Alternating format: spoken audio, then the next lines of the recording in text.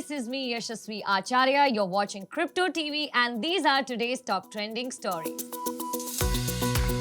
Meta trials crypto payments through WhatsApp in the US. Microsoft leads $29 million funding into crypto startup Palm NFT Studio. Crypto stakeholder worried that NFTs may fall through regulatory cracks. Polygon buys Mir in $400 million deal to scale Ethereum and Web3. CIA official confirms firm working on several crypto-focused projects.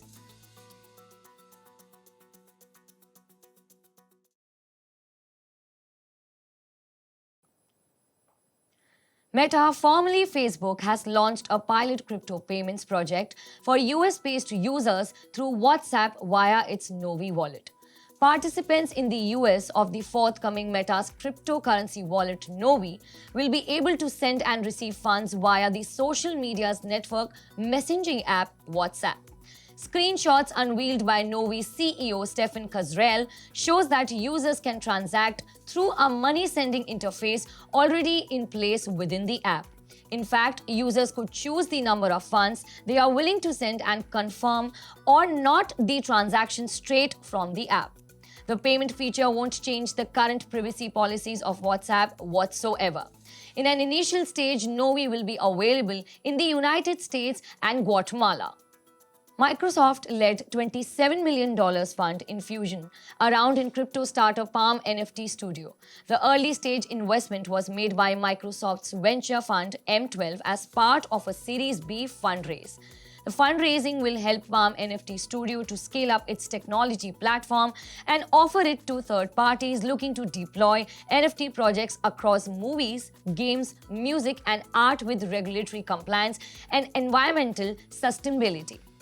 Palm NFT, co-founded by ConsenSys founder and Ethereum co-founder Joseph Lubin, provides strategic and technical services for creators to build non-fungible token marketplaces. Other major backers of Palm NFT include Griffin Gaming Partners, RRE, Third Kind Venture Capital, The Lau, Warner Brothers, and SK Inc. Dan Heyman, co-founder and CEO of Palm NFT Studio, believes that within 3 years, most NFTs will be given away for free. Venture capital firms have invested $21.4 billion in crypto and blockchain companies as of 1st October this year. Crypto investors are concerned that non-fungible tokens or NFTs could run into trouble over their classification and legality in India as the government debates definition of cryptocurrencies through a new regulation. The fear in the investor community is how the regulation will define NFTs, and especially worried that terming NFTs as commodities will create more complications. Several Indian crypto exchanges, including UnoCoin, were looking to launch a separate NFT marketplace, but have now postponed their plans for fear of the impact of the new cryptocurrency law. Initial discussion indicate that the government is looking to categorize cryptocurrencies as commodities. Polygon, an Ethereum scaling and infrastructure platform, is buying a zero-knowledge startup Mir in a $400 million deal as part of its effort to upgrade Ethereum and bring users to Web3.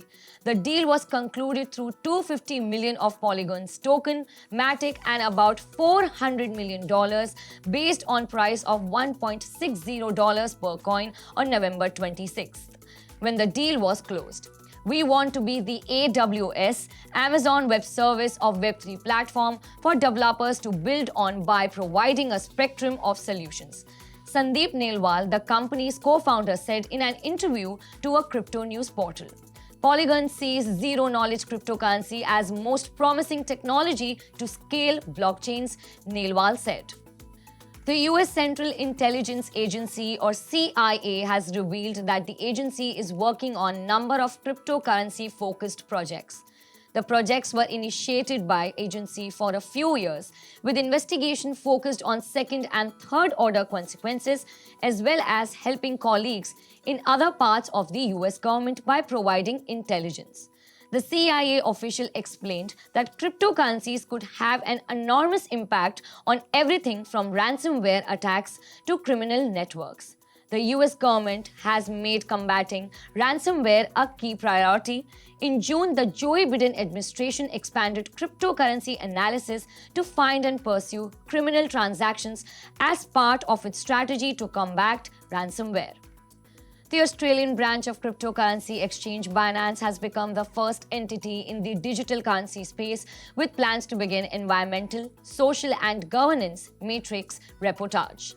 Binance in a tweet said that the reportage is part of changing the perception associated with the cryptocurrency sector, which is dominated by negative commentary and misinformation based on carbon emissions.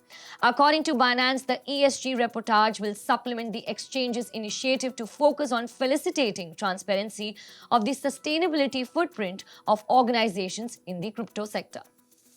MicroStrategy, a US-based business intelligence and cloud-based service provider, disclosed that it bought another $82.4 million worth of bitcoins, taking advantage of the recent crash in the cryptocurrency market. According to MicroStrategy's Michael Slayer, every dip means an opportunity to add some more bitcoins, and true to his words, the company added 1434 more coins to its coffers today. The San Francisco-based MicroStrategy disclosed that during the period between November 29th and December 8, 2021, the company purchased 1434 bitcoins for approximately $82.4 million in cash, at an average price of approximately $57,477 per bitcoin, inclusive of fees and expenses. The latest purchase puts the business intelligence firm's balance sheet balance at 122,478 bitcoins. The latest purchase comes barely 2 weeks after Michael Slayer announced that the firm had purchased an additional 7,002 bitcoins in the last week of November. Even as Bitcoin showed signs of making a recovery after dipping to $54,000, MicroStrategy is now one of the public companies with the largest stash of Bitcoins and almost 3 times larger than Tesla, which holds the second position with 42,902 coins. The Confederation of Indian Industries has urged the government to treat cryptocurrencies as a special class of securities with its own regulations. It is said that existing securities regulations should not be applied to crypto and that a new set of regulations would be appropriate, keeping in mind their jurisdiction-less and decentralized character. The CII suggestions come as the government is set to introduce cryptocurrency bill in the ongoing winter session of Parliament. The bill seeks to prohibit all private cryptocurrencies in India and create a framework for India's official digital currency to be issued by the Reserve Bank of India. The Wikipedia team is dissatisfied with its co-founder Jimmy Wales' move to sell an NFT of its first Wikipedia update. Auction house Christie's is offering the token from December 3rd to 15 alongside the Strawberry iMac that Wales used at the time of Wikipedia's launch. According to Christie's, the buyer of the NFT will receive a recreation of Wikipedia from its first moments of existence based on code from the earliest available backup off-site. Many of the volunteers who edit Wikipedia have reservations about Wales selling this NFT, with some suggesting that it completely contradicts the ethos of Wikipedia as a free knowledge project. The user discussion page on Wikipedia is where people exchange remarks, and cooperation has stringent rules against self-promotion on the message board. Members of Parliament in the United Kingdom strongly condemn that the word invest and investment should not be used by cryptocurrency firms for promotional purposes.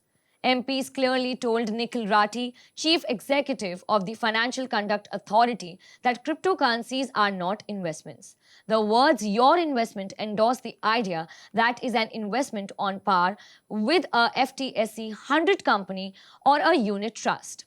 Harriet Baldwin, Conservative MP of the West Worcestershire, reportedly said. That's all for today. This is me, Yashasvi Acharya, signing off. Have a lovely day.